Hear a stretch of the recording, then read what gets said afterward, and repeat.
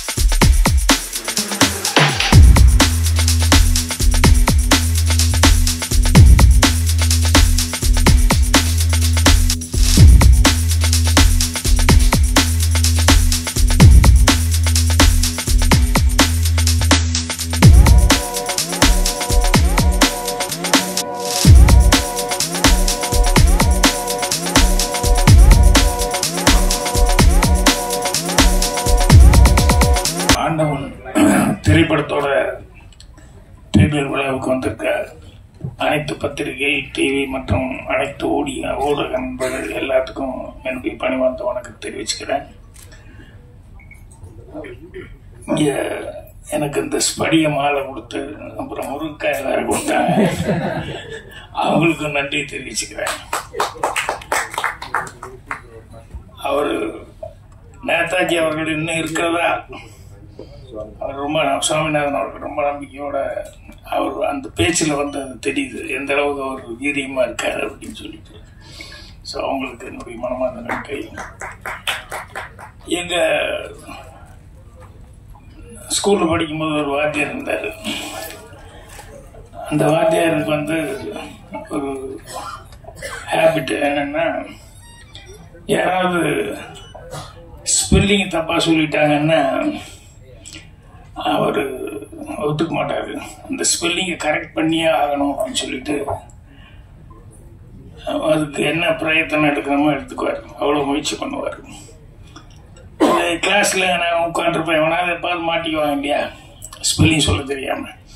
அதனால ஒரு பையன் எந்திரிச்சு ஏதோ பேசும்போது அவனுக்கு பிளாட்ஃபார்ம்னு சொல்ல வரல, அவன் பிளாட் ஃபார்ம் அப்படின்னா இவர் வார்த்தையை பிடிச்சிட்டாரு. பிளாட், அவன் பிளாட் அப்படின்னு, பிளாட் பா பா பிளாட்ஃபார்ம் அப்படின்னு பிளாட்ஃபார்ம்ங்கிறான். இவர் பா பா பிளாட் பிளாட் இப்படியே சொல்லிக்கிட்டு இருக்காரு. அவனும் எஃப்எஃப்லயே சொல்லிட்டு இருக்கான அப்படியே அவன் பிளாட்ல பீல ஆரம்பிக்க மாட்டேங்கிறான். இது அடுத்த பீரியட் பெல் அடிக்கும், அந்த வாத்தியார் வந்துவாரு. வந்தா உள்ள வந்துட்டு இந்த வாத்தியார் இருக்கிற பாட்டு கொஞ்சம் எக்ஸ்கியூஸ் மீ அப்படின்னு சொல்லிட்டு மறுபடியும் அந்த பிளாட் பிளாட்னு இவர் எப்படியா சொல்றதுக்கே ட்ரை பண்ணிட்டு இருப்பாரு. இது ஒரு நாள் அவர் வந்து இந்த வாத்தியாரும் ஸ்பெல்லிங் கரெக்ட் பண்ற வாத்தியாரும் இன்னொரு வாத்தியார் உட்காந்து பேசிட்டு இருக்காங்க. அது நடுவில் இந்த பில்டிங் அந்த பில்டிங் நடுவில் கிராஸ் பண்ணும்போது அவன் நின்று ஏதோ பேசிட்டு இருந்தாங்க. அப்போ அந்த ஆப்போசிட் வாத்தியார் வந்து தோட்ட வேலை செய்கிற ஒரு கார்னர் இருக்கார் இல்லையா, செடியெல்லாம் வெட்டிக்கிட்டு தண்ணியெல்லாம் ஊற்றுற ஒரு கார்னர். அவர் வந்து அந்த வாத்தியாரை கூப்பிட்றதுக்காக பக்கத்தில் வந்து, சார் உங்களை லைப்ரரி மாஸ்டர் வர சொன்னாங்க அப்படின்னா, நான் வர்றேன்னு சொல்லுன்னு அவரு சொல்றாரு. இல்லை அப்படின்னு சொல்லிட்டு என்ன சொன்னேன், இப்போ லைப்ரரி மாஸ்டர் லைப்ரரி இல்லை லைப்ரரி அப்படின்னு. அவன் தோட்ட வேலைக்காரன், அவனுக்கு என்ன தெரியும், அவன் லைப்னே சொல்ல வரல, அவனுக்கு ரைப்புன்னு லைப் இப்படியே சொல்லிட்டு. இது எங்களுக்கு எல்லாம் எப்பவுமே காமெடியா இருக்கும். இந்த மாதிரி அவர்கிட்ட யார் சிக்குவாங்க, எவ்வளவு நேரம் பாடம் எடுப்பாரு அப்படின்னு சொல்லிட்டு. ஆனால் அவருடைய இயல்பு அப்படிங்கிறது அது. அவனை கரெக்ட் பண்ணியே ஆகணும், அவன் தப்பா சொல்றது விடக்கூடாது, அவனை கரெக்ட் பண்ணியே ஆகணும்னு சொல்லிட்டு அவ்வளவு பிரயத்தனம் பண்ணிட்டு பண்ணுவார். என்னன்னா இது அவருடைய கேரக்டர். இது யாருக்காக சொல்ல வந்த அப்படின்னு சொன்னா நம்ம கண்ணனுக்காக சொல்ல வந்த. என்ன அப்படின்னா, எல்லாரும் எப்படி எப்படியோ சினிமா எடுக்கணும், அதை பண்ண இதை பண்ண நினைச்சா கூட நான் எடுக்கிற சினிமா இப்படித்தான் இருக்கணும் அப்படின்னு சொல்லிட்டு கங்கணம் கட்டிட்டு, அது வெற்றி தோல்வி முக்கியம் இல்லை, அது காசு வருதா போகுதாங்கிறது முக்கியம் இல்லை, நான் ஏதாவது உபயோகமான ஒரு கருத்து சொல்லியே ஆகணும் அப்படின்னு சொல்லிட்டு அதுல அவ்வளவு தீர்மானமா இருந்து அவரு இந்த படத்தை பண்ணியிருக்காரு. அந்த கதை சொன்ன நாள்லேருந்து நான் அவர்கிட்ட அவருடைய கேரக்டர் அந்த ஊருக்கு போனது நடிச்சது இதை பார்த்துக்கிட்டே இருக்கிறேன். அப்போ இப்போ கூட பேசிட்டு இருக்கும்போது சொல்கிறேன், நான் வந்து இந்த மாதிரி படங்கள் தான் எடுப்பேன் அப்படிங்கிறத வந்து தீர்மானமாக எடுத்துட்டு இருக்காரு. அது சில பேர்த்தினுடைய கேரக்டர் என்னன்னா, அவங்களுக்கு வந்து நம்ம ஒன்று இப்படி செய்யணும் அப்படின்னு சொல்லி தீர்மானம் பண்ணிட்டோம்னா அது இப்படி தான் இருக்கணும். ஏன்னா அவங்களுக்கு வந்து அது ஒரு பிடித்தம் வந்துருச்சுன்னா அது பண்ணுவாங்க. அந்த கண்ணன் அவர்களை வந்து என்னடா அவருக்கு பிடிச்சிருக்கு அப்படின்னு சொன்னா, அவர் அந்த மக்கள் மேல இருக்கிற ஒரு இதுதான். அந்த கதை ஏன் பிடிச்சது அவருக்கு, மகேஷ் அவர்கள் வந்து இந்த கதை வந்து இப்படி ஒரு இருக்குது அப்படிங்கிறது யூடியூப்ல சொன்ன உடனே, ஆஹா ஜனங்க கிட்ட இவ்வளவு கஷ்டம் இருக்கா, ஜனங்க இப்படியெல்லாம் இருக்காங்களா, இதை எழுதி போட்டு இது மூலமா வந்து கவர்மெண்ட் வந்து திசை திருப்பி பார்க்க வைக்கிற அளவுக்கு சோசியல் சர்வீஸ் பண்ற அளவுக்கு இது மேட்டர் இருக்கா அப்படின்னு சொல்லும்போது அவசியம் இதை நான் எடுத்தே ஆகணும். ஏன்னா இது போறதுனால எத்தனை கிராமங்களுக்கு எத்தனை ஊர்களுக்கு இது ஒரு விமர்சனமா இருக்குமோ, அதனால முடிஞ்ச வரைக்கும் ஒரு தீக்குச்சியை நம்ம வளர்ச்சி வைப்போம், அந்த வெளிச்சம் வந்து எத்தனை பேருக்கு எத்தனை விளக்கு ஏற்ற முடியுமோ ஏற்றுட்டோம் அப்படிங்கிற மாதிரி. அது ஒரு ரொம்ப பிடித்தமான ஒரு கேரக்டர். நான் காமெடியாக ஆரம்பிச்சிருந்தேன் அந்த வாத்தியாரை பற்றி, ஆனால் இது காமெடி இல்லை, ரியல் லைஃப்ல சீரியஸான ஒரு கேரக்டரைசேஷன், அடுத்தவங்களுக்கு உதவியாக கடைசி வரைக்கும் இருக்கணும்னு. அதே மாதிரி இன்னொரு மேட்ரு, ஹீரோன்னா நம்ம எல்லாமே ஹீரோன்னு இமேஜின் பண்ணிட்டு இருப்போம். ஏன்னா நம்ம சினிமா பார்க்கறதுனால ஹீரோன்னா இவங்க தான் அவங்க தான் அப்படின்னு சொல்லி ஹிஸ்டாரிக்கலி ஹீரோன்னா அப்படி தான் அப்படின்ட்டு. எனக்கு தெரிஞ்சு ரொம்ப பிடிச்ச ஒரு ஹீரோ ஒரு ஆள். அவருக்கு என்னன்னா, அவர் குருநாதர், டேய் மோட்சத்துக்கு போறதுக்கு உனக்கு நான் வந்து ஒரு வழி சொல்றேன், என்னன்னா அது ஒரு மந்திரம் சொல்றேன், இந்த மந்திரத்தை நீ கத்துக்கிட்டு இதை நீ சொன்னீங்கன்னா உடனே உனக்கு மோட்சம் கிடைக்கும். ஆனா ஒண்ணு, இந்த மந்திரத்தை வந்து தயவு செய்து நீ வேற யாருக்காவது போய் சொல்லிடக்கூடாது, சொல்லிட்டு உன் தலை வெடிச்சு செத்துருவ நீ, அதனால உனக்கு மட்டும் மோட்சத்துக்கு போறதுக்கு இந்த மந்திரம் அப்படின்னு சொல்லிட்டு ஓம் நமோ நாராயணா அப்படின்னு சொல்லி கொடுத்தாரு. அந்த ஆளு பார்த்தா ஓ நமோ நாராயணான்னு சொன்னா உடனே மோட்சத்துக்கு போறதுக்கான ஒரு வாய்ப்பு இருக்கா அப்படின்னு ஒன்னே நேர காலையில் வெடிஞ்சு எழுந்திரிச்சுன்னே ஒரு 7-8 மணிக்கு போய் அந்த ஊருக்கு ஒரு பெரிய கோபுரத்தில் போய் ஏறி மேலேன்னு கத்தனான். எல்லாரும் என்ன கோபுரத்தில் இருப்பாங்க, ஏதாவது செத்துக்கு தொலைய போறான் உங்களுக்கு, என்ன இந்த ஆளுக்கு என்ன ஆச்சு அப்படின்னு சொல்லிட்டு எல்லாரும் ஊரே வந்து வேடிக்கை பார்க்கும்போது சொன்னாங்க, இல்ல உங்களுக்கு எல்லாத்துக்குமே மோட்சத்துக்கு போறதுக்கு ஒரு நான் மந்திரம் சொல்லி கொடுக்குறேன் அப்படின்னு சொல்லிட்டு. ஏன்னா அவன் முடிவு பண்ணிட்டான், இந்த ஒரு மந்திரத்தை சொல்லி நான் ஒருத்தர் மட்டும் மோட்சத்துக்கு போறதோட நம்ம ஊருக்கே மோட்சம் கிடைக்கட்டுமே அப்படின்னு சொல்லிட்டு ஓம் நமோ நாராயணா அப்படின்ட்டான். ஸோ அவன் கேரக்டரைசேஷன் பாருங்க, உனக்கு மோட்சம் கிடைக்கும் அப்படின்னா எனக்கு ஒருத்தனை விட நான் சொல்றதுனால ஊருக்கே கிடைக்கும்னு சொல்லும் போது ஊரே மோட்சம் அடையட்டுமே நம்ம ஊருக்காரங்க எல்லாருமே அப்படிங்கிற எவ்வளவு பெரிய பரந்தவன். அந்த தான் ஹீரோ, அவர் தான் ராமானுஜர். அது என்னன்னா மகேஷுக்கு அதை சொல்லலாம்.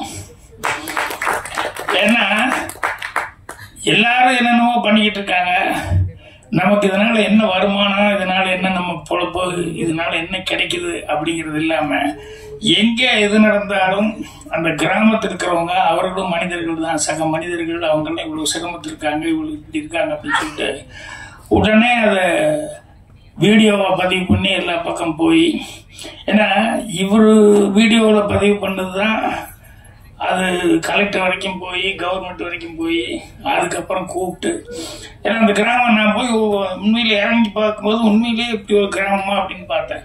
ஏன்னா ஆளே இல்லை அந்த கிராமத்துல. ஸோ ஒரு 50 வீடு இருக்கு, 50 வீடுமே அப்படி உடஞ்சி இப்படி உடஞ்சி, கதவு இல்லாம சில கதவு போட்டிருக்கு, ஆனால் செவ்வறு இருக்காது, இப்படி இந்த மாதிரி வித்தியாசமா இருக்கு. நானும் உள்ள போய் பார்க்குறேன், எங்க ஷூட்டிங் ஆளு 10 பேர் தவிர்த்து வேற யாருமே இல்லை. அந்த மாதிரி ஒரு ஊர். அந்த ஊர்ல ஒரு வைத்தியர் அவங்க சம்சாரம் மட்டும்தான் இருக்காங்க. என்னன்னா அந்த வைத்தியர் அந்த சம்சாரமும் வந்து அவங்க எங்கேயோ ஒரு 10-15 மைல்ல அந்த சுத்து வட்டாரத்துல எங்காவது இருந்து வருவாங்க. ஏதாவது உடம்பு சரியில்லைன்னா இந்த வைத்தியர்கிட்ட வந்து கேட்டு வாங்கி ஏதாவது மருந்து வாங்கி சாப்பிட்டு போவாங்க. அவங்களுக்கு அவர்கிட்ட வந்தா நல்லா வரும், நமக்கு நல்லாயிரும், சலீசா கொடுப்பாரு அப்படிங்கிற மாதிரி சொல்லி அந்த நம்பிக்கையில வந்துட்டு போயிட்டு இருக்காங்க. இவரும் அது வந்தா போதும்னு இங்கிருந்து ஒரு வாரம் 10 நாளைக்கு ஒரு தடவை டவுனுக்கு போய் அந்த 1 வாரம் 10 நாளைக்கு வேண்டியது மட்டும் வாங்கிட்டு வந்துட்டு அவரும் அவங்க சம்சாரம் மட்டுமே அவங்க சமையல் பண்ணி சாப்பிட்டு அவங்களுக்கு ஏதோ கொஞ்சம் தண்ணி வருது அங்கே ஒரு ஓரமாக, அதில் வந்து அந்த கிராமத்துலேயே அவங்க இருக்காங்க. அப்போ தான் சொன்னார், இவங்க ஒரிஜினலு படத்தில் வந்து நடிக்க வச்சது வந்து வேற கேரக்டர், சினிமா தான் நடிக்க வச்சேன், ஆனால் ஒரிஜினல் இவங்க அப்படின்னு சொல்லிட்டு. என்னென்னா இந்த மாதிரி ஒரு ஒரிஜினலாக இருந்து இதை வந்து எழுதி போட்டு அதுக்கப்புறமா வந்து அந்த கலெக்டர் அவங்க வரைக்கும் தகவல் போய் அவர் வந்து அவங்களுக்கு வீடு கட்டி கொடுத்து கவர்மெண்ட்ல அந்த ஸ்கீம்ல அப்படி இருக்கக்கூடாது அப்படின்னு சொல்லி. ஸோ இந்த நான் படத்தில் நான் பேசின டைலாக் எல்லாம் வந்து ஒரிஜினலான டைலாக், ஒரிஜினலாகவே அப்படிலாம் ஒரு திட்டம் இருந்து அந்த திட்டத்து மூலமா அந்த வீடு கட்டி கொடுத்து நானும் அந்த வீடு ஓப்பனிங்கு போகிற மாதிரி தான் அந்த சீன் எல்லாம் பண்ணியிருந்தாங்க. அந்த வீடு அவங்களுக்கு கொடுத்துட்டு அதே மாதிரி என்ன சொல்லுவோன்னா, இந்த கிராமத்தில் எல்லாருமே வந்து அவங்கவுங்க சொந்த ஊருக்கு வந்து மீண்டும் விவசாயம் பார்க்கறதுக்காக அதுக்காக சில திட்டங்களை போட்டு அவங்களுக்கு என்ன உதவி பண்ணுமோ அதை பண்ணுறதுக்கு ரெடியாக இருக்கிறோம் அப்படிங்கிற மாதிரி என்னுடைய கேரக்டர் மூலமாக கலெக்டர் டைலாக் சொல்கிற மாதிரி சொல்லியிருக்கேன். இது என்னென்னா, யாருமே வந்து சொந்த ஊரை விட்டுட்டு போகணும் அப்படிங்கிற மாதிரி யாரும் அப்படியெல்லாம் ஒன்றும் நினைக்கிறது இல்லை. ஆனால் மனிதனுடைய சூழ்நிலைகள் அவனுக்கு எதிர்காலம் என்ன அப்படிங்கிறதுனால இப்போ கேந்திர முனுசாமி அவர் பேசும்போது எந்த ஊருக்கு போனாலும் ஒரு ராமநாதபுரத்துக்கார ஒரு திருப்பம் அப்படின்னு சொல்றதுன்னா, அங்கே மழை இல்லை, தண்ணி இல்லை, எல்லாமே விவசாயம் முதற்கொண்டு எல்லாமே பிரச்சனைங்க போது அப்போ பிழைப்புக்கு வழி தேடி அவங்க புறப்பட்டுறது அப்படின்னு வந்துடுது. அதே மாதிரி சில நேரங்களில் வந்து என்னன்னா, நம்ம குழம்பு எப்படியோ போயிடுச்சு, அட்லீஸ்ட் நம்ம குழந்தைகளாவது நல்லா இருக்கணும்னு அவங்களுக்கு 4 எழுத்து படிக்க வச்சு அவங்கள எப்படியாவது நினைச்சு அவங்க நல்லா இருக்கணும்னு அனுப்புற மாதிரி இப்படி பண்ணதுனால தான் அந்த கிராமங்களில் வந்து நிறைய இடங்கள்ல அந்த மாதிரி நிறைய ஊர் இருக்குன்னு சொல்லி அந்த மகேஷ் அவர்கள் வந்து போய் ஒவ்வொரு இடத்துலையும் வந்து யூடியூப்காக ஷூட் பண்ணிட்டு வந்து அது எல்லா கிராமங்கள்லையும் ஒரு விழிப்புணர்வு வர அளவுக்கு வந்தது. ஸோ அந்த அளவுக்கு இவங்க 2 பேருமே வந்து இவர் ஒரு கேரக்டர்னா அவர் ஒரு கேரக்டர். ஸோ இதெல்லாம் ரியல் லைஃப்ல இப்போ இன்னைக்கு வந்து பேச வந்தவங்கெல்லாம் கூட பார்த்தீங்கன்னா உண்மையான அந்த கிராமத்தினுடைய ஃபீலிங் அவங்ககிட்ட இருக்குது. அது சமூக சேவகர்லேருந்து நடிச்சு வர வரைக்கும் எல்லாருமே பேசினாங்க அப்படின்னு சொல்லி சொன்னோம்னா, எல்லாரும் ஆத்மார்த்தமா அவங்க மனசுக்குள்ள வந்து எங்க கிராமத்தில் இப்படி இருக்கு, எங்க ஊரு சொந்த மண்ணு, இதை நான் எப்படி விட்டுட்டு போறது அப்படிங்கிற மாதிரி பேசினேன். ஸோ அவர் கேட்கும்போது ரொம்ப யதார்த்தமா இருக்கு, சந்தோஷமா இருந்தது. ஸோ ஊர்க்காரங்க நிறைய பேர் வந்திருக்காங்க. மற்றவங்க கூட முத்துக்காடை ஒரு புக் எழுத போறேன்னு என்கிட்ட வந்து சொல்லிட்டு இருந்தாரு. அவர் தமிழ் மேலே இவ்வளவு பற்றுதலா இருப்பாரு அப்படிங்கிறதும், தமிழை வந்து இவ்வளவு தூரம் கத்துக்கிட்டு இருக்காரு அப்படிங்கிறது எனக்கு உண்மையிலேயே ஆச்சரியமா இருக்கு. கண்ணதாசன் சாரை பத்தி பேசி, அவருக்கு ஆர்ஜின் யாரோட பேசி, அதுக்கப்புறம் அவர் எழுத போற புஸ்தகத்தை பத்தி எல்லாம் வந்து என்கிட்ட சொல்லி, அந்த புஸ்தகம் என்ன மாதிரி புஸ்தகம் அப்படிங்கிற மாதிரி சொல்லி எனக்கு அணிதர கொடுங்க அப்படின்னு சொல்லிட்டு பேசுறதுக்கு முன்னாடியே கேட்டாரு. வந்தோன்னுமே நான் புஸ்தகம் எழுதியிருக்காருன்னு அணிதர கேட்கறாருங்கும்போது கண்டிப்பா நான் கொடுக்குறேன் அப்படின்னு சொல்லிட்டேன். அவர் பேசி இந்த மாதிரி இவ்வளவு தூரம் தமிழ் பற்றுதலா அவர் பேசி ரொம்ப சந்தோஷமா இருந்தது. அந்த மாதிரி எல்லாருமே பேசினவங்க ஒவ்வொருத்தரும் எல்லாமே நல்லா பேசினாங்க. இந்த பொண்ணு வேற தமிழ் வந்து கொஞ்சம் அப்படி இப்படி இருந்தா அட்ஜஸ்ட் பண்ணிக்க வேணாம். அப்புறம் தான் கேட்டேன், தமிழ் சுத்தமா தானே பேசுது, ஏன் அப்படி பேசுறாங்க அப்படின்னு. எந்த ஒரு தாய் பாஷைன்னு தெரியலன்னா அப்புறமா ஆந்திரா அப்படின்னு சொல்லி தெலுங்கு அப்படிங்கிற மாதிரி சொல்லி சொன்னாங்க. ஸோ இவங்க எல்லாருமே வந்து அது நடிக்கும்போது வர அந்த பொண்ணு கேட்டது எனக்கு ரொம்ப ஆச்சரியமா இருக்கு. என்னன்னா, கிராமத்து கதையான ஒன்னி என் கலருக்கு அது சரியா வருமா, கிராமத்து பொண்ணு மாற அப்படிங்கிற மாதிரி அவங்களுக்குள்ள எல்லாருக்குமே ஒரு கிராமம் அப்படின்னா இப்படித்தான் இருப்பாங்க, கருப்பாக இருப்பாங்க. அந்த வெயில்ல அலைஞ்சு நல்லா பிறந்திருந்தா, கொஞ்சம் கலரா பிறந்திருந்தா கூட அந்த வெயிலுக்கு அதுக்கும் அந்த இதுல வந்து ஆட்டோமேட்டிக்கா அந்த கலர் எல்லாம் வேற மாதிரி ஆகி போக முடியாது. அதனால அது சரியா இருக்குமா அப்படிங்கிற மாதிரிலாம் நியாயமான ஒரு சந்தேகத்தில் டைரக்டரா இல்லை, அதெல்லாம் ஒன்றும் காரணம் எல்லாம் இப்படி கிடையாது, கருப்பு சிவப்பெல்லாம் காமிக்க பாக்குறாங்க அப்படிங்கிற மாதிரி சொல்லி.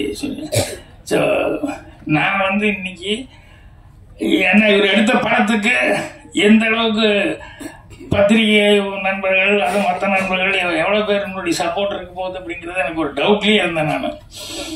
அதுக்கப்புறம் சரி அப்படின்னா அப்புறம் உள்ள வரும்போது தான் எனக்கு அந்த அட்மாஸ்பியர் பார்க்கும்போது இல்லை, அவர் சம்பாதிச்ச சொத்து நண்பர்கள் அப்படின்னு சொல்லிட்டு,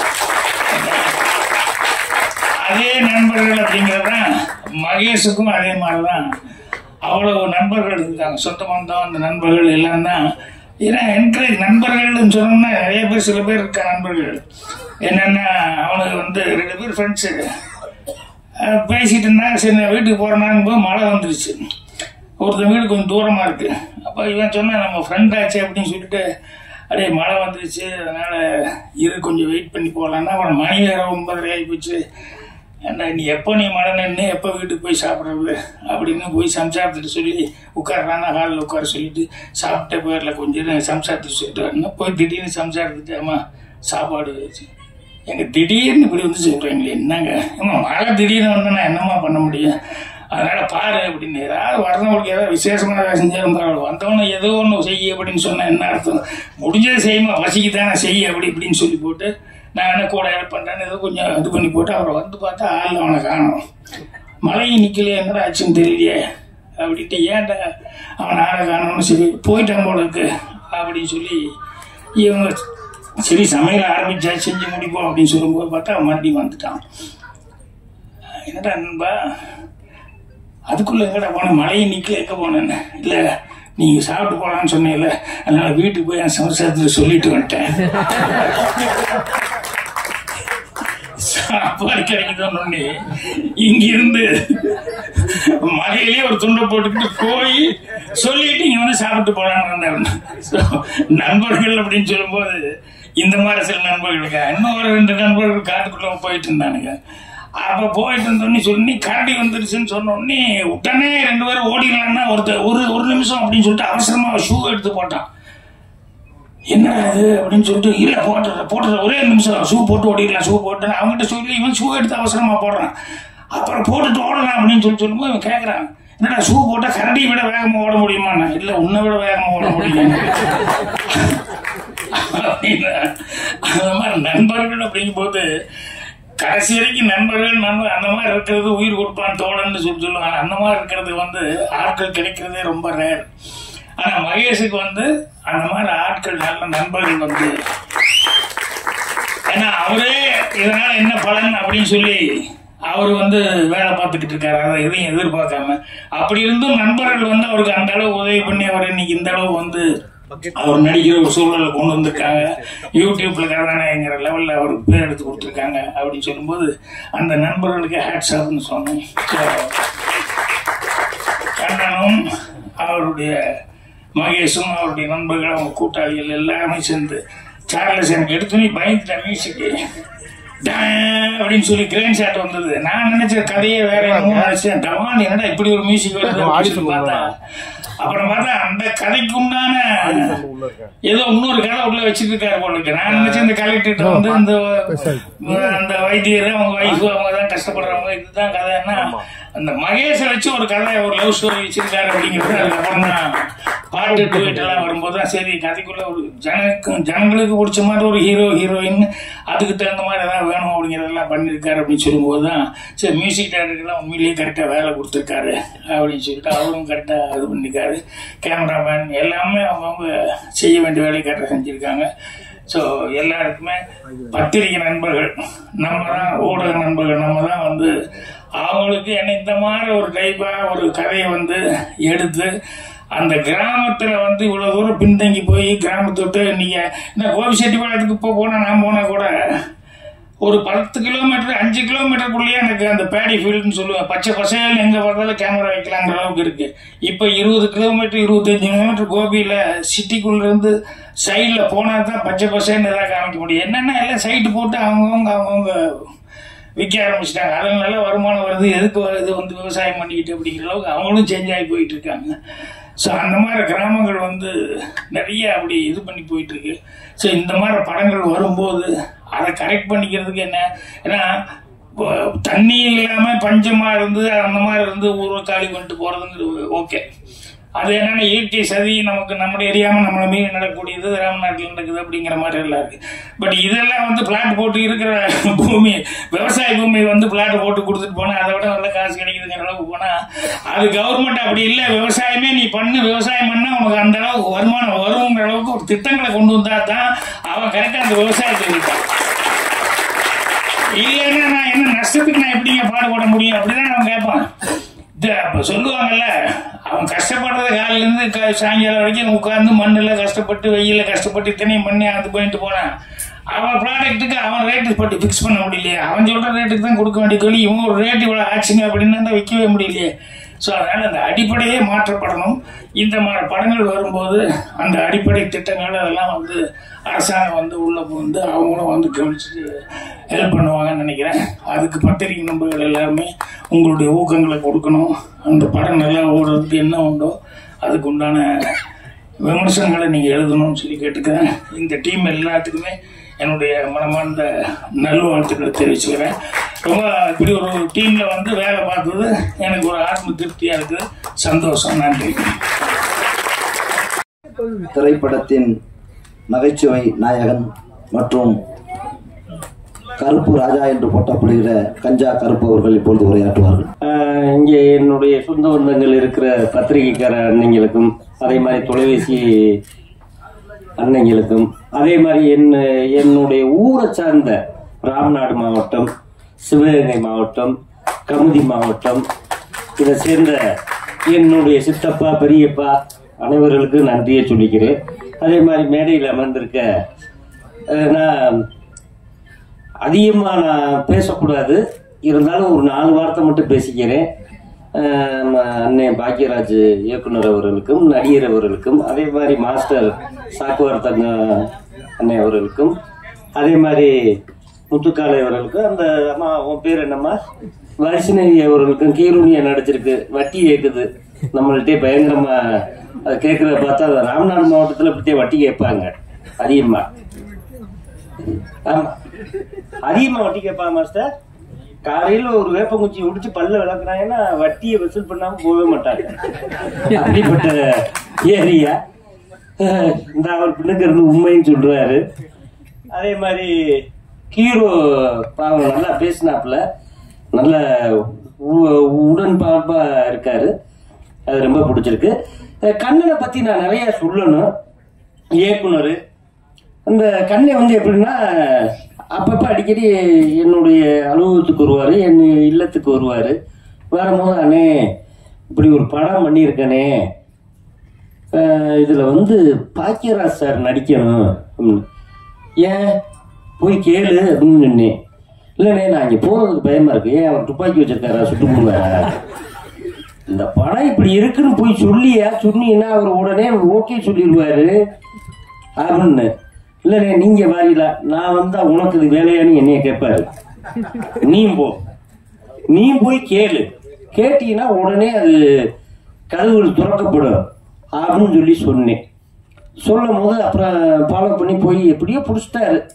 பிடிச்சிட்டு அவங்க சீனா எடுத்துட்டு லாஸ்ட் எண்டு என் சீனு இங்க ஒரு இதுகிட்ட சென்னை திருவேற்காடுக்குள்ள வச்சு எடுத்தாப்புல.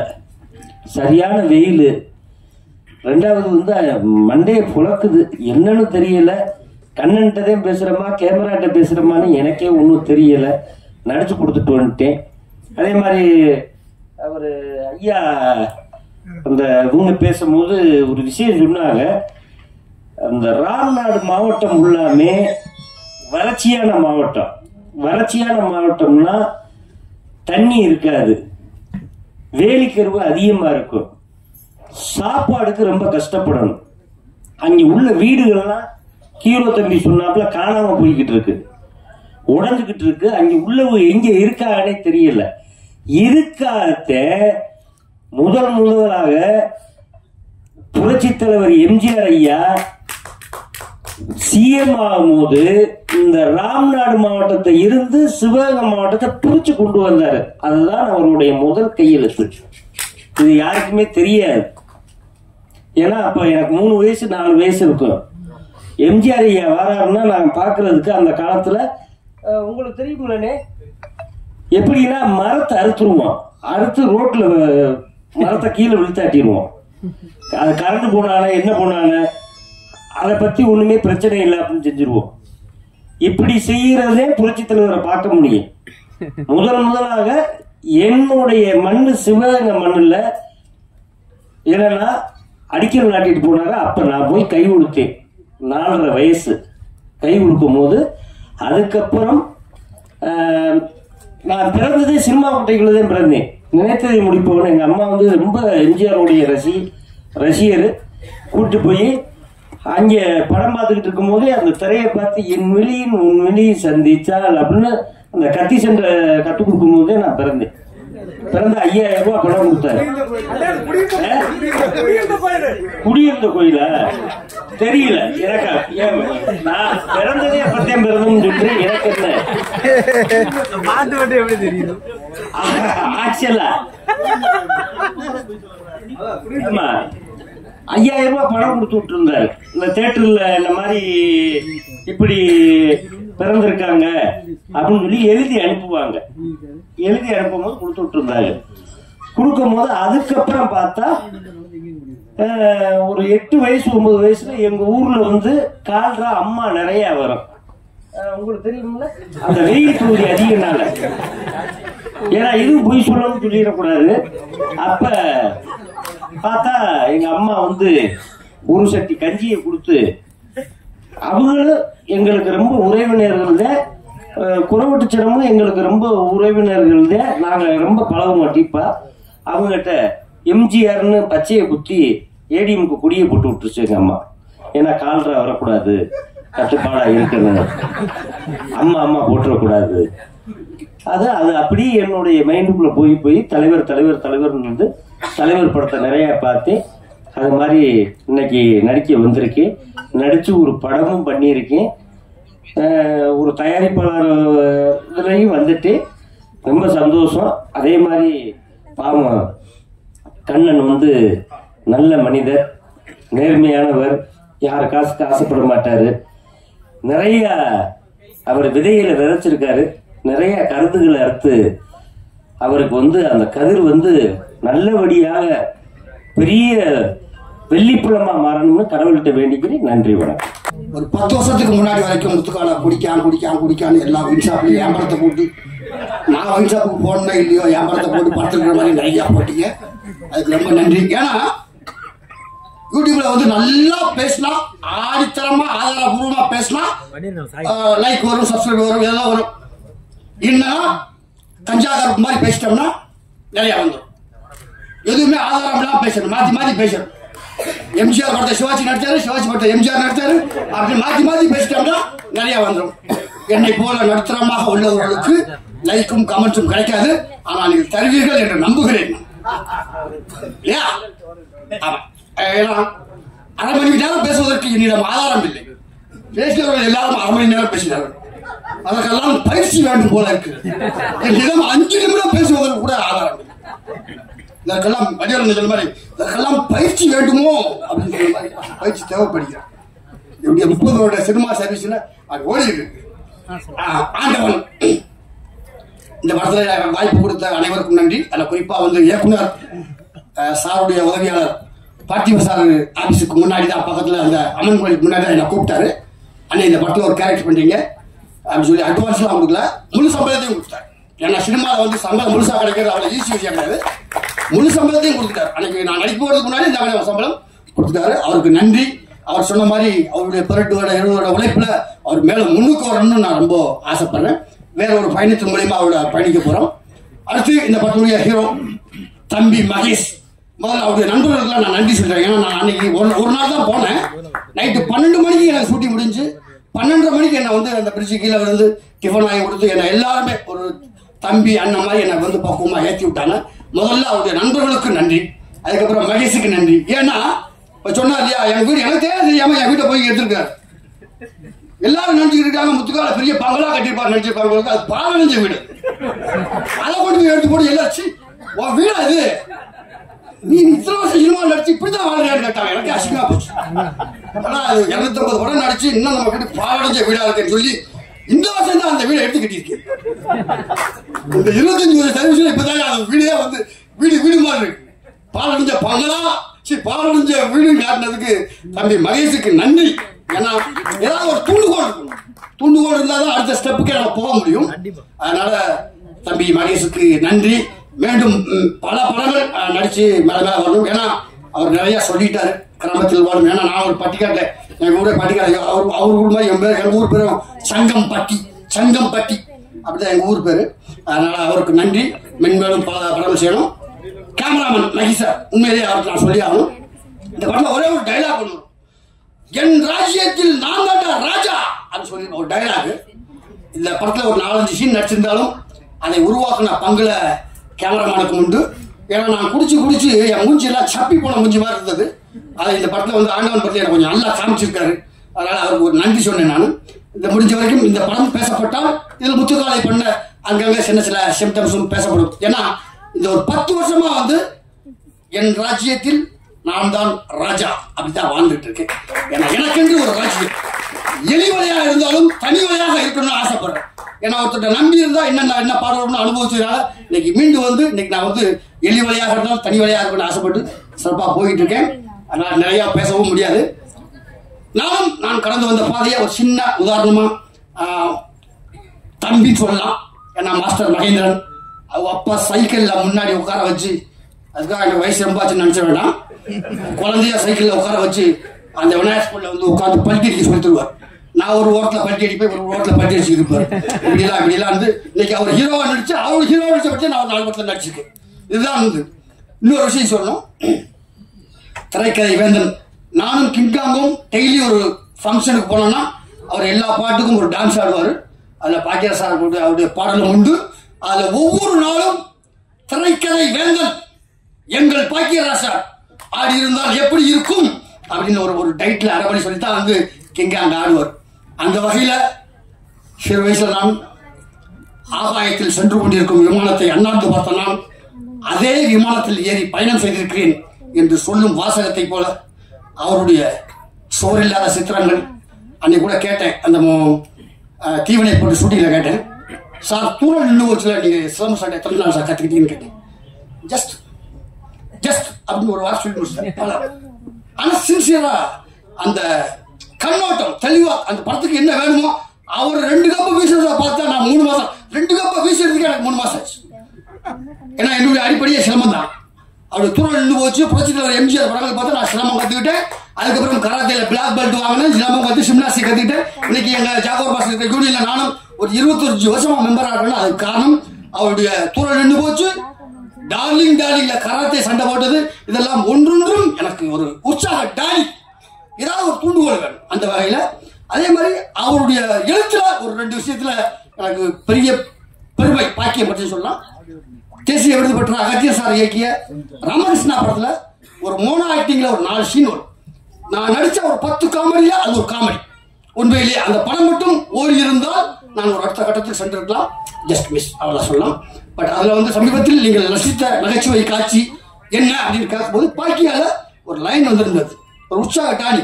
சமீபத்தில் நான் பார்த்த படத்தில் ராமகிருஷ்ணா படத்துல சார்லி அண்ட் கோ முத்துக்காலை நடித்த நகைச்சுவை காட்சியை பார்த்து ரசித்தேன் அப்படி ஒரு லைன் இருந்தது. அந்த லைனை வச்சே நான் வந்து 25 படம் நடிச்சேன்.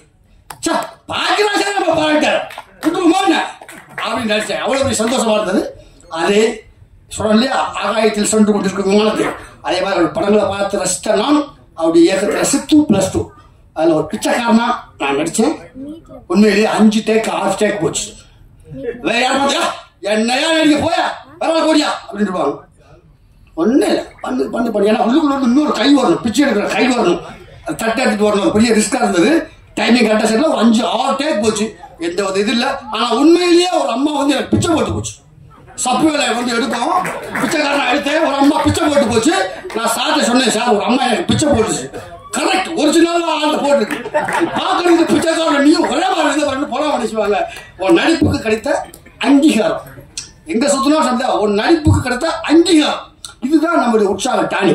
அதே மாதிரி இந்த ஆண்டவன் படத்தை வாழ்த்த வந்திருக்கும் கலைவேந்தர் அவருடைய வாழ்த்துக்கனால தம்பி மகேஷா இருக்கட்டும், இயக்குனர் கண்ணன் சாரா இருக்கட்டும், எல்லாம் வந்து இந்த படம் மாபெரும் வெற்றி அடையணும். இதில் நடித்த நடிகர்கள் எல்லோரும் ஏன்னா கிராமத்தில் உள்ளவங்க எல்லாத்தையும் தனக்கு உதவி செய்த. இப்போ நான் ஒரு தொடர் ஒன்று எழுதியிருக்கேன். அது புக்கா வந்து இந்த மாதம் 18ஆம் தேதி ரிலீஸ் ஆகுது. எனக்கு கிடைச்ச ஒரு சின்ன ரீல், அவள் ஒரே ஒரு லைன் கிடைச்சது. அர்த்தமுள்ள இந்து மதத்தில் கவிஞர் கண்ணதாசன் எழுதின புக்கில் நான் படித்தேன். அதுக்கப்புறம் தான் தெரியும் அதை வேற ஒருத்தர் எழுதியிருக்காரு. ஆவீன மழை பொழிய இல்லம் வீழ, ஆவீன மழை பொழிய இல்லம் வீழ, அகத்தடியால் மெய்நோக அடிமை சாக, அகத்தடியால் மெய்நோக அடிமை சாக, மா வீரம் போகுதுன்னா விதை கொண்டாட, மா வீரம் போகுதுன்னா விடை கொண்டோட, இடையில் கடன்காரன் மறித்து கொள்ள சாவோலை கொண்டு வருவன் எதிரே தோன்ற, தள்ள ஒன்னா விருந்து வர சர்ப்பம் தேண்ட, உழுதுண்ட கோமான் உரிமைக்காக குருக்கள் வந்து தட்சணை கொடு என்றாராம். இதெல்லாம் ஒரு மனுஷன் பண்ற கஷ்டத்துடைய வழிகள், கஷ்டத்துடைய வழிகள். இந்த வழியை தாண்டி தான் ஒவ்வொரு மனுஷனை வாழ்ந்துகிட்டு இருக்கான் அப்படின்னு அர்த்தமுள்ள இந்து மதத்துல நான் படிச்சேன். அது ஒருவேளை கண்ணதாசன் ஐயா தான் எழுதிட்டாருன்னு நினைச்சு பார்த்தேன். அவர் கீழே ஒரு லைன் எழுதினாரு, இல்லை இது ராமச்சந்திர கவிராயர் எழுதுனது, அந்த வாசகம் யார் எழுதுனாங்க, அது என்ன கருத்து சொல்லுச்சு அதுதான் முக்கியம். நான் கூட சில மேடையில் பேசுவது, பட்டினி கிடந்து பசியால் மெலிந்து பால்பட நேர்ந்தாலும், கட்டுடன் தளர்ந்து கை கால் மெலிந்து கீழ் நுழையிட்டாலும், கெட்டு நடு தொருவோடு வீணிக்கே வந்தாலும் நான் எட்ட நினைத்த காரியத்தை செய்து முடிக்காமல் விட்டு விடுவேனோ அப்படின்னு சொல்லி நிறைய மேடையில் பேசுவேன். ஏன்னா இதெல்லாம் தோண்டு போன நண்பர்களுக்காக ஒரு உற்சாகம் கொடுங்க. அப்படி கொடுத்ததுனால தான் இன்னைக்கு நான் 300 படம் நடிச்சிருக்கேன். நான் ஆசைப்பட்டு வந்த ஸ்டண்ட் யூனியன்ல 25 வருஷமா மெம்பரா இருக்கு. என்னுடைய பதிவுகளை தான் இந்த செஞ்சு விளையாடலாமா அப்படிங்கிற ஒரு புக்கு இந்த மாசம் 18ஆம் தேதி ரிலீஸ் ஆக போகுது. அது யாருன்னா குடியை விடுவதற்கும் படிப்பை தொடுவதற்கும் ஒரு நல்ல விஷயங்கள் சொல்லியிருக்கேன். இதை நீங்க எல்லாரும் வாங்கி படிங்க. இப்படி ஒரு அருமையான வேலையை அமைத்து கொடுத்த அனைவருக்கும் என்னுடைய மனமார்ந்த வாழ்த்துக்கள். ஆண்டவன் படம் பாவரும் வெற்றியுடைய மனமார்ந்த வாழ்த்துக்கள் வாழ்த்துக்கள் வாழ்த்துக்கள். நன்றி. ஃபர்ஸ்ட் ஆஃப் ஆல் நான் தேங்க்ஸ் சொல்லணும் டைரக்டர் சாருக்கு. இந்த படம் ஃபர்ஸ்ட் சொல்லும் போது வில்லேஜ் கான்செப்டுமா அப்படின்னு சொல்லும் போது நான் கொஞ்சம் ஃபேரா இருக்கேன், உங்களுக்கு ஓகேவா அப்படின்னு சொன்னேன். நான் சொல்லி கேட்கும்போது அதெல்லாம் பிரச்சனை இல்லைம்மா, வில்லேஜ்ல இருக்கிறவங்க கருப்பாக தான் இருப்பாங்க, வெள்ளையாக தான் இருப்பாங்க, அப்படியானால எல்லாம் கதை அந்த மாதிரி நீங்க பண்ணுங்க அப்படின்னு சொல்லி என்னை நம்பி இந்த கதை கொடுத்தாங்க. நான் நல்லா பண்ணியிருக்கேன். அதுக்கப்புறம் Bhagyaraj sir, thank you so much sir. ஒரு சில பேரெல்லாம் லோ பட்ஜெட் படம்னாலே பண்றதுக்கே நிறைய பேர் யோசிக்கிறாங்க. ஆனா பட் இது சின்ன படமா இருந்தாலும் எங்களுக்காக சப்போர்ட் பண்ணி இந்த படத்துல பண்ணிருக்காங்க. கஞ்சா கருப்பு சார், முத்துக்காளி சார், ஸோ இவங்க எல்லாம் பண்ணிருக்காங்க. அவங்க எல்லாருக்குமே ரொம்ப தேங்க்யூ சார். ஏன்னா ஒரு சில பேர் பண்றதுக்கே நிறைய பேர் யோசிக்கிறாங்க. வில்லேஜ் கான்செப்ட், லொகேஷன் ரொம்ப தூரமா இருக்கும், போய் பண்ணணுமா, கரெக்டா இருக்குமா, படம் ரிலீஸ் பண்ணுவாங்களா அப்படின்னு சொல்லி நிறைய பேர் யோசிக்கிறாங்க. ஆனா பட் சின்ன படம் அப்படின்னு பாக்குறத தாண்டி அந்த படத்துல என்ன கதை இருக்கு அப்படின்னு யாருமே பார்க்க மாட்டேங்கிறாங்க. போஸ்டரையும் பேனரையும் பாக்குறாங்க. ஹீரோ ஃபேஸ் நல்லா இருக்கா, ஹீரோயின் ஃபேஸ் நல்லா இருக்கான்னு தான் பாக்குறாங்களோ தவிர்த்து அந்த கதைக்குள்ள போய் அந்த கதை நல்லா இருக்கா, நல்லா எடுத்திருக்காங்களா, சூப்பரா இருக்கா அப்படின்னு யாருமே பார்க்க மாட்டேங்கிறாங்க. தயவுசெய்து ப்ளீஸ் இந்த படத்தை தியேட்டர்ல போய் பாருங்க. மீடியா அண்ட் பிரஸ் நீங்க தான் எடுத்துட்டு போய் தரணும். ஏன்னா இது ஃபர்ஸ்ட் படம், ஸோ டேரக்டருக்கு ஃபர்ஸ்ட் படம், ஸோ எல்லாருமே நாங்கள் டீமா இருந்து ஒர்க் பண்ணியிருக்கோம். நீங்க சப்போர்ட் பண்ணாதான் எங்களால ஜெயிச்சு வர முடியும். தேங்க்யூ ஸோ மச் எல்லாருக்குமே. தேங்க்யூ. அடுத்தபடியாக படத்தின் இசையமைப்பாளர் சார்லஸ் தானா அவர்கள். இந்த படம் படம் பார்க்குற மாதிரி இருக்காது, நம்ம அந்த இடத்துல இருக்கிற மாதிரி தான் இருக்கும். கண்ணன் சார் எங்கிட்ட மீட் பண்ணி சொன்னாங்க, சார் ஒரு பின்னணி இசை அமைக்கணும், பாடலாம் பண்ணிட்டேன்னாரு. சரிங்க சார். சாரை நானும் ஒரு 5-6 வருஷமா பழக்கம் எனக்கும் சாருக்கும். அடிக்கடி என்ன ஸ்டுடியோக்கு வருவாங்க, நிறைய பேசுவோம். இந்த படம் பற்றி சொன்னாங்க. சரிங்க சார், ஒன்றும் பிரச்சனை நம்ம பண்ணிடலாம் அப்படின்னு சொல்லிட்டு அதுக்கப்புறம் என்கிட்ட ஃபுட்டேஜ் வந்துச்சு. நீங்கள் முதல்ல படம் பார்த்துருங்க சார். நாங்கள் சரி பார்த்து, சார் இது படம் மாதிரி இல்லை சார், நம்ம ஒரு பெரிய வழியை சொல்லியிருக்கீங்க, நீங்கள் என்ன படம் பண்ணிட்டேன் சும்மா பாருங்கன்னு சொல்கிறீங்க அப்படின்னு. என்ன சார் சொல்கிறீங்கன்னாரு. இல்லை சார், அதுவும் பெரிய ஜாமாவெல்லாம் சரியான ஒரு ரோல் நடிச்சிருக்காங்க, எனக்கு ஆல்ரெடி இந்த இன்ஃபர்மேஷன் தெரியும், நான் அந்த விஷயம் நான் கேள்விப்பட்டிருக்கேன், பட் அதுக்கு தான் நான் இப்போ படம் பண்ண போனால் ரொம்ப சந்தோஷமா இருக்கு சார் அப்படின்னு. சரிங்க, நீங்கள் ஸ்டார்ட் பண்ணுங்க அப்படின்னாங்க. படம் அந்த ஆம்பியன்ஸே பார்க்கும்போது நம்ம அந்த லொகேஷன் இருக்கிற மாதிரி தான் இருக்கும், அந்த இடத்துல தான் உட்கார போகிறோம் அப்படின்ட்டு. உண்மையாகவே ரொம்ப அழகாக பண்ணியிருந்தாங்க. இந்த மகேஷ் சாரும் சரி, சார் பாக்கியராஜ் சாரும் சரி, எல்லாரோட நேச்சராகவே இருக்கும். இட்ஸ் நாட் லைக் அந்த ஆக்டிங் மாதிரி இருக்காது. அந்த சவுண்ட் எஃபெக்ட்ஸ் நல்லா இருந்துச்சு. சரி ஓகே மியூசிக் ஸ்டார்ட் பண்ணலான்னு. ப்ளஸ் காமெடி முத்துக்காலனும் கஜாகாப்பனும் ஒரு நல்ல ரோல் பண்ணிட்டு இருந்தாங்க. உண்மையே எனக்கு ரொம்ப பிடிச்சி இந்த ஒர்க் பண்ணியிருக்கேன். இதோட பின்னணி செய்ய மீடியா நீங்கள் தான் சப்போர்ட் பண்ணணும். ஏன்னா இது ஒரு பெயின், அதுவும் அந்த தாத்தா பாட்டியோட அவங்க பேசும்போது நம்மளுக்கே ஒரு பெயினாக இருக்கும் அந்த இடத்துல நம்ம பார்க்கும்பொழுது. ஏன்னா ரொம்ப அழகாக அந்த கிராமத்தை பற்றி சொல்லுவாங்க. அவங்க பேசுறது நமக்கே அழ வரும். அந்த பெயினை ரொம்ப அழகாக அவங்க எஸ்டாப்ளிஷ் பண்ணியிருப்பாங்க. ஸோ வர 14 இந்த படம் ரிலீஸ் ஆகுது. நீங்களாம் பாருங்க, சப்போர்ட் பண்ணுங்க. நன்றி, வணக்கம். இது வந்து எனக்கு ரொம்ப ரொம்ப புதுசு. நான் இதை இந்த மாதிரி விழாவெல்லாம் அந்த ரோட்டில் இருந்தால் வேடிக்கை பார்த்துட்டு போய்கிட்டு இருந்தேன். அப்படி ஒரு வாய்ப்பு கொடுத்த அத்தனை உள்ளங்களுக்கும், இங்கே மேடையில் இருக்க ஜாம்பவான்களுக்கும், பத்திரிகை நண்பர்களுக்கும், உடன்பிறப்புகளுக்கும், அன்பு நண்பர்களுக்கும், இது இன்னைக்கு வரைக்கும் 2 கோடி பேருக்கு மேலே ஷேர் பண்ணி லைக் பண்ணி இது ஆல்ரெடி இது போய்கிட்டு இருக்கு. அதை ஷேர் பண்ண அத்தனை மகேஷோடைய நண்பர்கள் எல்லாருக்குமே ஃபஸ்ட்டு வணக்கத்தை சொல்கிறேன். மேலும் மேலும் இப்படி ஒரு படம் எடுக்கணும் அப்படிங்கிறது எப்படி சொல்றேன்னு தெரியல, எல்லாமே புதுசா இருக்கு. காட்டுங்க.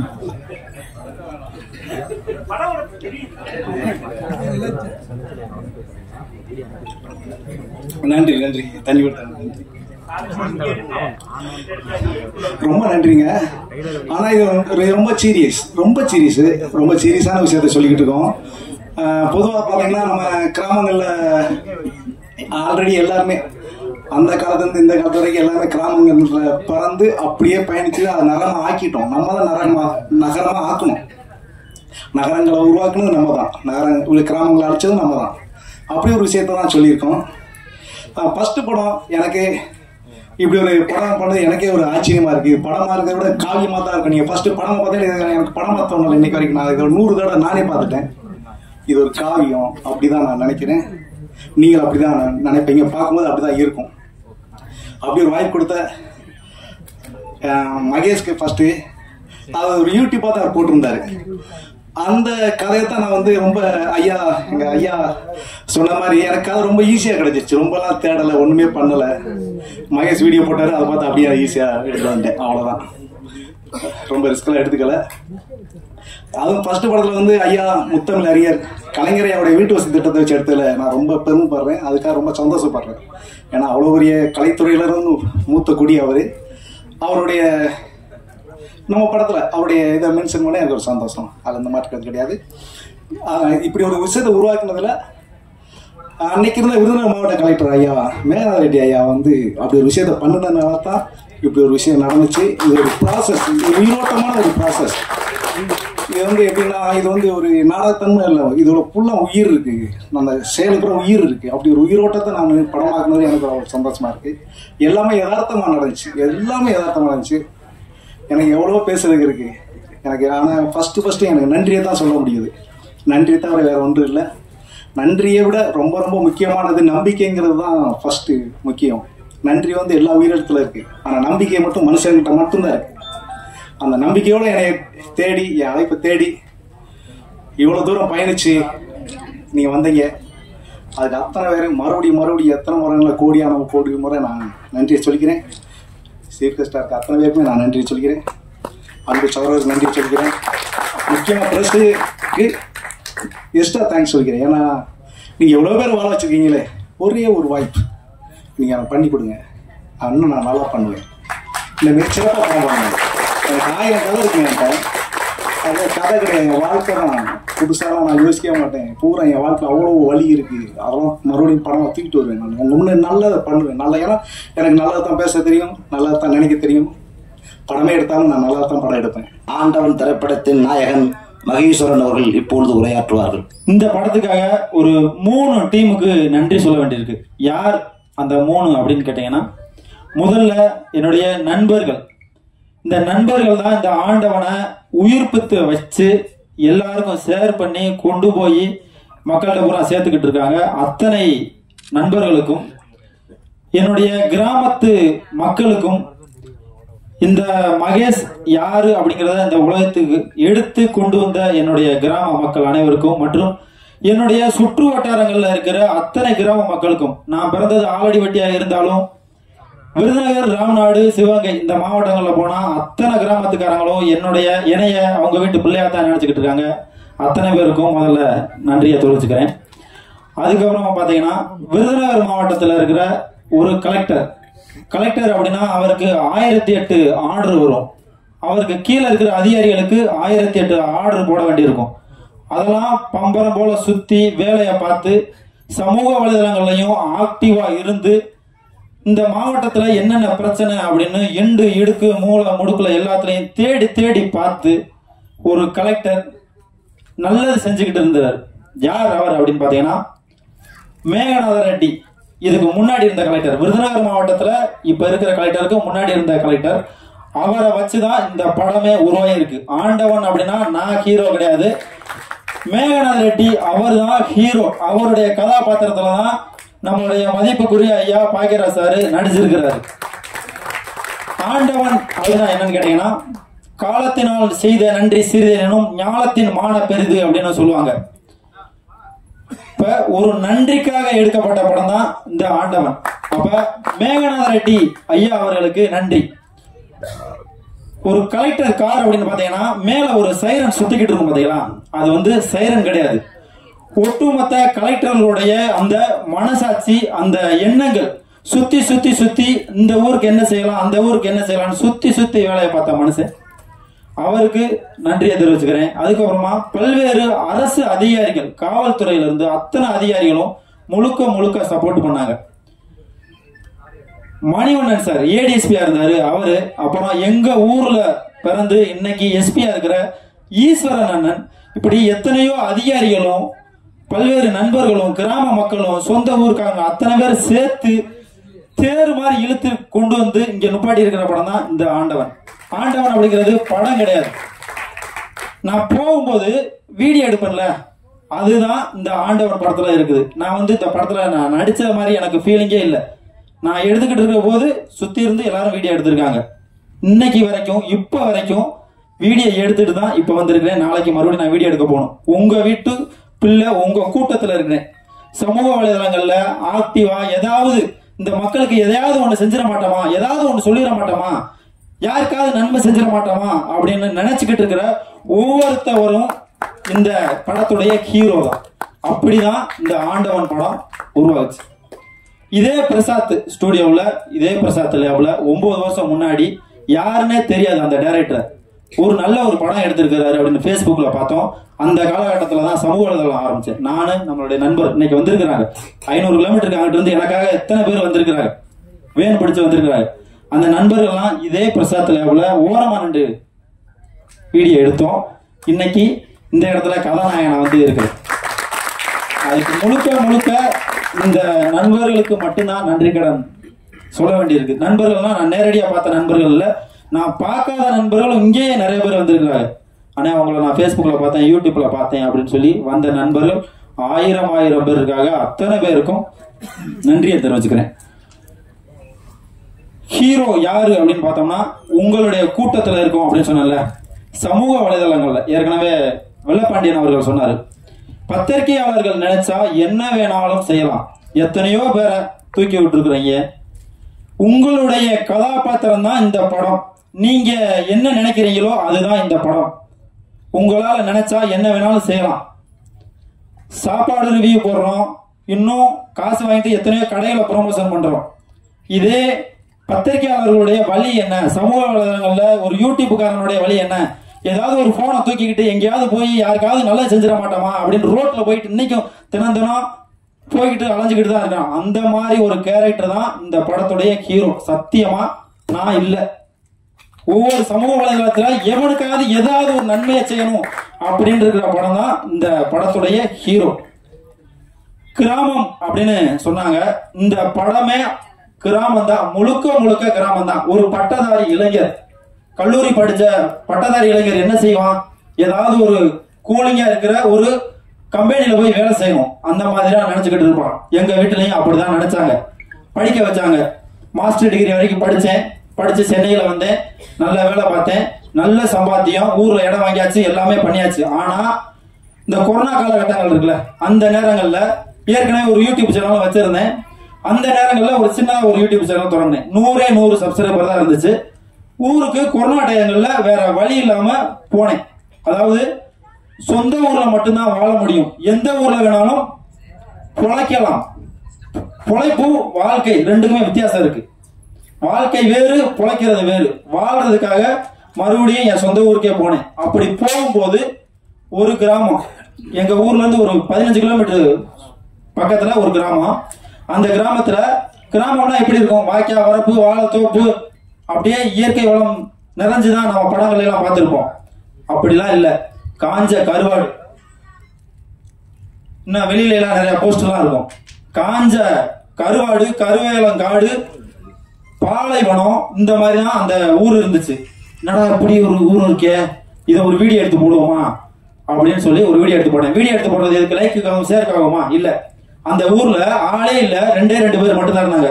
கொரோனா காலகட்டங்கள்ல எல்லாரும் தனிமைப்படுத்திருந்தாங்கல்ல, ஒரு கிராமத்தையே தனிமைப்படுத்திட்டு எல்லா அந்த ஊருக்காரங்க எல்லாருமே வெளியில போயிட்டாங்க. அப்படி இருக்கிற போது அந்த வயசான தாத்தாவுக்கும் பாட்டிக்கும் வீடு கிடையாது, உடைஞ்ச வீடு, ஒழுகும். எப்ப வேணாலும் அந்த சுவர் இடிஞ்சு விழுந்துரும், எப்ப வேணாலும் சாகலாம், செத்தாலும் கேட்கறதுக்கு நாதி இல்ல. ஏன்னா அந்த ஊருக்காரங்க எவனுமே இல்லையா, எல்லாம் வெளியில போயிட்டாங்க. அப்படி இருக்கிற ஒரு சூழ்நிலையில அந்த ஊருக்கு போய் ஒரு வீடியோ போட்டு, இந்த ஊருக்காரங்க எல்லாரும் வெளியில போயிட்டாங்க, இந்த தாத்தா பாட்டிக்கு வீடு இல்ல, தயவு செய்து ஒரு வீடு வேணும், அதுக்கு எனக்கு காசு கட்டி கொடுக்க என்கிட்ட காசு இல்ல, உங்ககிட்டயும் கேட்க முடியாது. அப்படி கேட்டோம்னா இன்னைக்கு என்ன சொல்றாங்க? இந்த காசு கேட்க ஆரம்பிச்சிட்டேன், பிச்சை கேட்க ஆரம்பிச்சிட்டேன் அப்படின்னு சொல்றாங்க.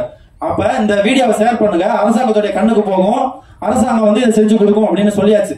சொல்லி முடிச்சு 3வது நாள் அந்த கலெக்டர் பதவியேற்று 3வது நாள் நேரடியா அந்த ஊருக்கு வந்து அந்த வீடு கட்டி கொடுக்கறதுக்கான ஆர்டர் கொடுத்துட்டு, அது மட்டும் இல்லாம இந்த ஊருக்காரங்க மறுபடியும் இந்த ஊருக்கு வந்தாங்கன்னா நான் அந்த ஊருக்காரங்களுக்கு நான் வீடு கட்டி கொடுக்குறேன் அப்படின்னு ஒரு உத்தரவாதத்தை கொடுத்துட்டு போனாரு. அவர் தான் ஏற்கனவே சொன்னா நம்ம கலெக்டர் மேகநாத ரெட்டி. அந்த வீடியோவை கண்டிப்பா நம்ம இங்க பாத்துருக்கீங்க, மில்லியன்ல போச்சு, யாரெல்லாம் பாத்துக்க கை தூக்குங்களேன், யாரெல்லாம் பாத்துருக்கீங்களா? சோ அந்த உண்மையான ஒரு கதை, ஒரு படம் அப்படின்னு பாத்தீங்கன்னா முழுக்க கற்பனையா எடுத்திருப்பாங்க. உண்மை கதை அப்படின்னா வேற ஏதாவது ஹீரோ வச்சு பண்ணிருப்பாங்க. இது உண்மை கதை. அந்த வீடியோ வந்து ஒரு கிட்டத்தட்ட ஒரு 8-9 நிமிஷம் வீடியோ. அந்த ஒரிஜினல் வீடியோ இந்த படத்துல இருக்கு, ஒரிஜினல் வீடியோ அப்படியே இருக்கு. சோ அப்படிப்பட்ட எடுக்கப்பட்ட படம் தான் இந்த ஆண்டவன். இன்னைக்கு நகரங்கள்ல நம்ம பிழைப்பை தேடி வந்துடும், நம்மளுடைய பேக்ரவுண்ட் என்னன்னு தெரியாது, நம்மளுடைய திறமை யாரு என்ன அப்படின்னு இந்த நகரத்துல இருந்தவங்களுக்கு தெரியாது. ஆனாலும் ஜெயிச்சிடறோம், பெரிய பெரிய மாளிகையும் மாளிகையும் கட்டி வாழ்ந்துடுறோம். நம்ம யாருன்னு தெரியாம, நம்மளுடைய திறமை என்னன்னு தெரியாம இருக்கிற இந்த நகரமே நம்ம வாழ வைக்கிற போது நம்மளுடைய பேக்ரவுண்ட் என்ன, நம்மளுக்குன்னு எவ்வளவு சொத்து சுகம் இருக்கு, ஒரு குடிசை வீடா சொந்த வீடா ஊர்ல இருக்கும். அப்படி தெரிஞ்ச ஒரு உங்களுடைய கிராமம் உங்களை கைவிட்டுமா? கைவிடாதுல. கண்டிப்பான முறையில மேக்சிமம் எல்லாருமே கிராமத்துல இருந்தா வந்திருப்போம். நகரங்கள்ல பிறந்திருந்தாலும் நம்மளுடைய பூர்வீகம் அப்படிங்கிறது கிராமத்துல இருக்கும். தயவு செய்து உங்களுடைய காலை தொட்டு நான் கேட்டுக்கிறேன், கிராமங்களை வாழ வைங்க அப்படிங்கிறதுக்காக தான் இந்த படமே எடுத்திருக்கு. நான் நகரத்துல இருந்தா சொன்னோம்ல, சொல்றதுக்கு ஒரு தகுதி வேணுமா இல்லையா? நகரத்துல இருந்து லட்சக்கணக்கில் நான் சம்பாதிச்சேன், கிராமத்துக்கு போயிட்டு நான் போய் 4 வருஷம் ஆச்சு. நான் போனதுக்கு அப்புறம் வாழ்ந்ததுக்கு அப்புறம் இந்த படம் எடுத்திருக்கு. படத்துக்காக நான் போல, நான் போய் வீடு கட்டி அங்க வாழ்ந்ததுக்கு அப்புறம் தான் இந்த படமே எடுத்திருக்கு. அப்படிப்பட்ட ஒரு கதாபாத்திரம் நிறைந்த உண்மையான சம்பவங்களுக்கு ஒத்துழைப்பு கொடுத்த அத்தனை நண்பர்களும் இந்த படத்துல நடிச்சிருக்கிறாங்க. எங்களுக்கு உயிரோட்டமா, இந்த உயிரோட்டம் அப்படின்றது ரொம்ப முக்கியமானது. இதை யார் நடிச்சா நல்லா இருக்கும் அப்படின்ட்டு நான் தேடி பாக்குற போதுதான் சின்ன வயசுல இருந்தே நம்மளாம் இவர் மேல வெறி, நம்மளுக்கு இப்படி ஒரு நடிப்பா அப்படின்னு சொல்லி பாத்துக்கிறது, இவர் தான் வேணும் எங்களுக்கு, இவர் நடிச்சாதான் அந்த படம் முழுமை அடையும், இந்த கேரக்டருக்கு இவர் தான் சரியா இருப்பாரு அப்படிங்கிறதுக்காக ஐயா பாக்கியராஜ் சார் வந்து நடிக்க வச்சோம். அப்படி ஒட்டுமொத்த கிராமத்துடைய முழுக்க கிராமத்தின் கதை, கிராம கதைனா ஏதோ மொக்க கதை எடுத்திருப்பாங்க அப்படின்ற மாதிரிலாம் இருக்காது. உணர்வு பூர்வமா இருக்கும், உயிர் இருக்கும். படத்துக்கு உயிர் இருக்கும். எங்கேயாவது பாத்துருக்கீங்களா? இந்த படத்துல உயிர் இருக்கும். ஆனா அந்த ஊர்ல உயிர்கள் இல்ல அப்படிங்கறத அந்த படம் வந்து சொல்லும்.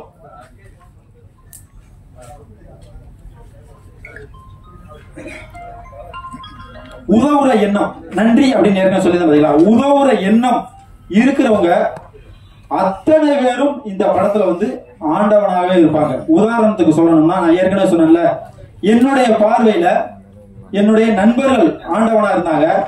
அதுக்கப்புறமா என்னுடைய ஊருக்காரங்க என்னுடைய பார்வையில ஆண்டவனா இருந்தாங்க. என்னுடைய பக்கத்து ஊருக்காரங்க என்னுடைய பார்வையில ஆண்டவனா இருந்தாங்க. இந்த படத்துக்கு உயிரோட்டம் கொடுத்த பாக்கியராஜ் ஐயா இந்த ஆண்டவன் பட குழுவுக்கே ஆண்டவனா இருந்தாரு. நீங்க இந்த படத்தை பாக்குற போது நீங்களே ஆண்டவனா இருப்பீங்க. ஆண்டவன் அப்படிங்கிறது என்ன நினைச்சுக்கிட்டு இருக்கீங்க? வேல் கம்பெனி விஜய் வாயம் வச்சுக்கிட்டு இப்படி கொடூரமா ஊரோட எல்லையில கருசாமி மாதிரி ஐயனார் மாதிரி நின்றுகிட்டு இருக்கும்ல, அது ஆண்டவன் நினைச்சீங்களா? அது ஆண்டவன். ஆண்டவன் அதுக்காக சிலையா எந்திரிச்சு நேரில் வந்துருமா இல்ல குதிரையில வந்துருமா? அப்படிலாம் வராதுல. எப்படி வரும்? இந்த மாதிரி நவீன காலகட்டங்கள்ல ஆண்டவன் திரும்பி வருவார் அப்படின்னு எல்லா மதங்களும் சொல்லிக்கிட்டு தான் இருக்குது. அப்படி இது மாதிரி ஏதாவது செல்போனையோ இல்ல கேமராவையோ தூக்கிக்கிட்டு தான் இந்த ஆண்டவன் வந்து வந்திருக்குது. இந்த 2025 ஆண்டவன் வந்தா எப்படி இருக்கும் அப்படின்றது இந்த படம் சொல்லும். அதுக்காக தான் இந்த ஆண்டவன், மற்றபடி மதத்துக்காக இருக்கும் அப்படின்லாம் கிடையாது. ஆண்டவன் அப்படிங்கிறது ஒரு பெரிய நம்பிக்கை. அந்த நம்பிக்கையை கொடுத்த ஆண்டவன். இந்த படத்தில் நடிச்ச நடிகர்கள் அத்தனை பேருமே தங்களுடைய சொந்த நடிப்புல அதை உண்மையாவே வாழ்ந்திருக்காங்க. வாழ்க்கை இந்த படத்தை எல்லாருமே வாழ்நாங்க அப்படிதான் சொல்லணும். அது வில்லனா இருக்கட்டும், நம்ம கதாநாயகியாக இருக்கட்டும், கூட இருந்த நண்பர்களா இருக்கட்டும், நாங்க படம் எடுத்து அந்த ஊருக்காரங்க பொதுவா ஒரு ஷூட்டிங் எடுக்கிறாங்கன்னா என்ன செய்வாங்க? ஏதாவது ஒரு ஷூட்டிங் பிளேஸ்க்கு அமௌண்ட் கேட்பாங்களா இல்லையா? ₹1 கேட்கறது. ஏன்னா கதை அப்படி கதை. ஏப்பா நம்ம ஊர்ல படம் எடுக்கிற நம்மளுக்கு எதுக்கு காசு என்ன அப்படின்னு சொல்லி ₹1 கூட வாங்காம அத்தனை பேரும் இந்த படத்துக்காக ரொம்ப உழைச்சிருக்காங்க. கஷ்டம்னா உலகத்துல யாருமே பார்க்க முடியாத கஷ்டம். கஷ்டத்துடைய எல்லை நாடு இருக்கும்ல, அந்த எல்லையை பார்த்துட்டு இந்த ஆண்டவன் படக்குழு இன்னைக்கு வந்து இந்த படத்துடைய ட்ரெய்லர் லான்ச்ச உங்களுக்காக கொடுத்துக்கிட்டு இருக்குது. ஒரு நிமிஷம்.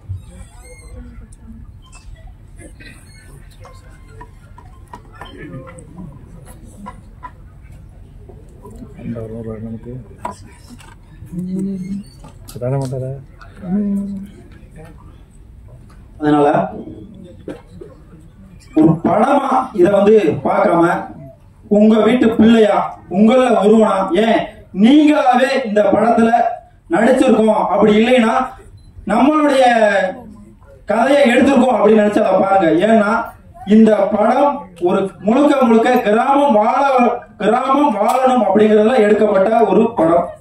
கண்டிப்பான முறையில நீங்க எல்லாம் சப்போர்ட் பண்ணீங்கன்னா கண்டிப்பான முறையில இந்த படம் வெளியில வந்து மக்களுக்கு போய் சென்றடையும். இந்த படத்துக்கு எங்களுக்கு விருது வேணும், நாங்க லாபம் சம்பாதிக்கணும் அப்படிங்கிறதுக்காக இல்ல, இத உணரணும், மக்கள் வாழணும், இந்த கிராமப்புறத்துல எல்லாரும் வந்து வசிக்கணும் அப்படிங்கிறதுக்காக தான் இந்த படமே.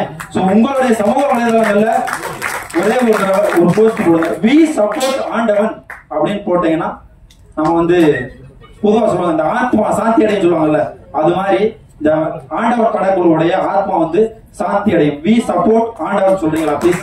வி சப்போர்ட் ஆண்டவன், வி சப்போர்ட் ஆண்டவன், வி சப்போர்ட் ஆண்டவன். அது மாதிரி உங்களுடைய சமூக வலைதளங்கள்ல ஷேர் பண்ணுங்க. முழுக்க முழுக்க யூடியூப்புக்காகவே எடுக்கப்பட்ட படம். யூடியூப், இன்ஸ்டாகிராம், பேஸ்புக் இது மாதிரி சமூக வலைதளங்கள்ல நிறைய இருப்பீங்க. அது மாதிரி ஷேர் பண்ணுங்க. நம்மளுக்கு பெரிய அளவுல காசு கொடுத்து பெரிய அளவுல ப்ரொமோஷன் பண்ணி அப்படி பண்றதுக்கு நம்ம சக்தி இல்ல. சோ நம்மளால முடிஞ்ச அளவுக்கு பண்ணியிருக்கிறோம். இந்த படத்தை கொண்டு போய் சேர்க்க வேண்டியது மீடியாக்காரங்களுடைய உங்களுடைய பொறுப்பு, உங்களுடைய கடமை. ஏன்னா உங்களை பத்தி தான் இந்த ஆண்டவன் சொல்லுது.